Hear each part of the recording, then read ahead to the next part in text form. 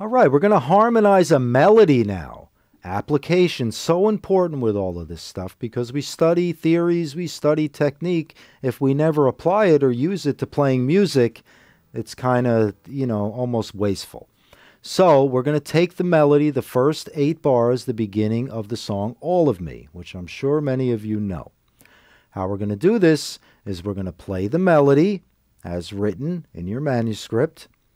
And then to harmonize it, we simply will work with thirds. We play a third above the melody, right? So if it's a C note in the melody, what note are you going to play? A third above, an E. We went through that in the third section. We also went through that in the arpeggio section.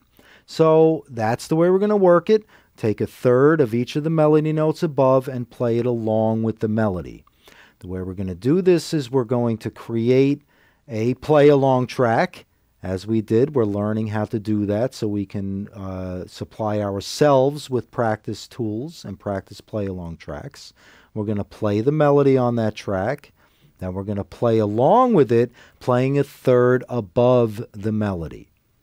Then we're going to even go a step further, and we're going to play a third below the melody.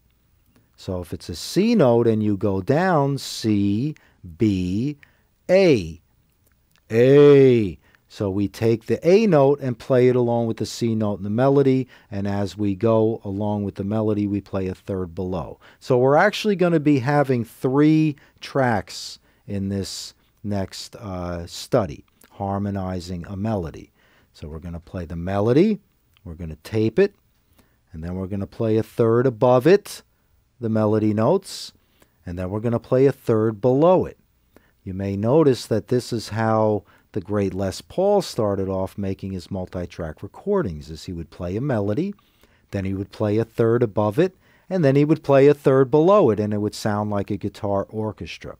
Many of the guitar harmonies you hear on recordings, whether it's jazz or rock or blues or pop music, a lot of it is simply playing a third above or a third below the melody note or the improvised solo. Sometimes people will play an improvised solo and then harmonize it.